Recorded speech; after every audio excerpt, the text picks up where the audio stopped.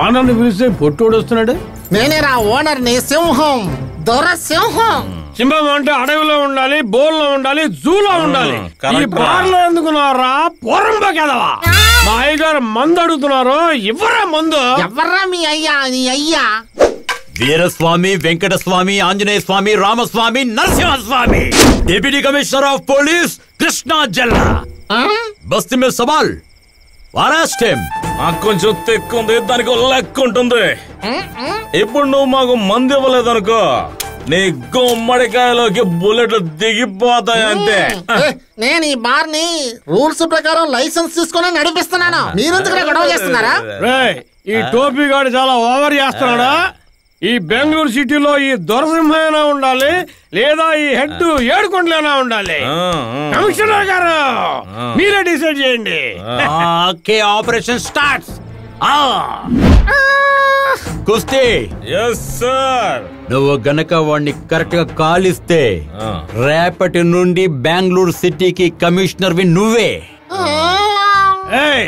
ఎక్కువ షేక్ చేయకు, గుండె పేలిపోద్ది.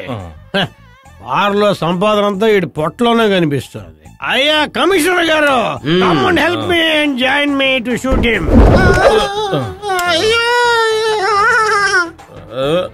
నన్ను మీరు కాల్చారంటే ఈ జన్మలో కాకపోయినా వచ్చే జన్మలోనైనా మీ మీద పగ తీర్చుకోకుండా వదిలిపెట్టను. ఈ పెద్ద కొమరం పులి సవాల్ చేస్తున్నాడు. కొట్టేవాడు వాడు, కొట్టించుకునేవాడు వీడు. అంతా శివమయం. ఎప్పుడు స్మూత్ గా బ్రేక్ అయ్యవా నువ్వు? ఆపండి, ఇక కొట్టడం ఆపండి. సార్ వీళ్ళు సామాన్యులు కాదు సార్, గుర్తు భయంకరమైన టెర్రరిస్ట్ లాగా ఉన్నారు సార్. ఎంత కొట్టినా నోరు మీద పట్టలేదు. అదంతా నాకు తెలుసయ్యా.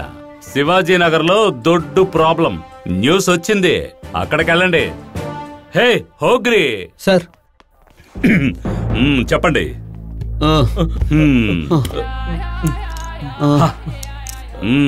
మీరంతా అల్ ఖైదానా, లష్కరా, తాలిబన్నా? ఈ సిటీలో ఎక్కడ బాంబు పెట్టాలని వచ్చారు? మీరు అనుకుంటున్నట్టు మేం దేశద్రోహులం కాదు సార్. డమ్మీ పీస్ అంటున్నారా? అవును సార్, మీరు పట్టుకున్న దగ్గర నుంచి వీడు ఆపకుండా పోస్తున్నారు. మరి వాడు పక్కనే ఎందుకు నుంచున్నారా? దూరంగా జరుగు. కానీ ఆగటం లేదు సార్, ట్యాంక్ ఓపెన్ అయిపోయింది. ఆగడానికి ఏమైనా మందులు ఉంటే చెప్పండి సార్. మా మావయ్య డాక్టర్ ఫోన్ చేసి అడుగుతాలే. సరే సార్. ఏంటి ఎగతాళిగా ఉందా? ఎవరిక్కడ? బలరాం నాయుడు. పుట్టింది గుంటూరు, పెరిగింది బెంగళూరు, కానీ వెరీ క్లెవరు. ఈ రోజు మీరు వావర్. వై?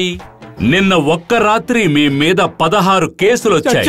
వీటి నుంచి మీరు తప్పించుకోవాలంటే మీరు నాతో నిజం మాత్రమే చెప్పాలి. చెప్తారా? తప్పకుండా చెప్తాను. చెప్పు. మేము ముగ్గురం ఫ్రెండ్స్ సార్. మొదటి తప్పు, మా ముగ్గురికి పెళ్ళైపోయింది సార్. రెండో తప్పు, మేము బ్యాచులర్ గా బతకాలని ఆశపడి పెళ్ళాలని వదిలేసాం సార్. మూడో తప్పు, వచ్చి రాగానే మా ఫ్రెండ్ పార్టీ ఇచ్చాడు సార్.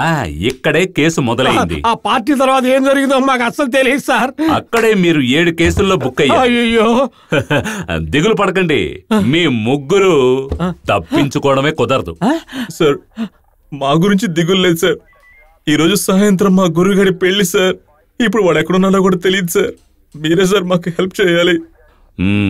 తెలుసు, అన్నీ తెలుసు. నీకు నీ భార్యతో సమస్య, అందుకని ఇంట్లోంచి పారిపోయి చెడిపోయావు. నీకు మీ అత్తగారితో సమస్య, అందుకని నువ్వు పారిపోయావు. నీకు నీ వైఫ్ నచ్చలేదు, అందుకని పారిపోయి బ్యాచిలర్ అయ్యావు. సార్ ఇవన్నీ మీకెలా? అదే చెప్పానుగా, క్లెవరు, ఇన్ఫర్మేషన్ గ్యాదరు. ఒరే, పారిపోయి బ్యాచిలర్స్ అయిపోతే సరిపోతుందా? ఇదిగో ఇతను కూడా బ్యాచిలరే, కానీ ఇతని వల్ల ఇంటికి సమస్య కాదు, ఆశ్రమానికే సమస్య. టటాకి శిషే, మషాకి శిషే, అంతా బ్రహ్మమయ.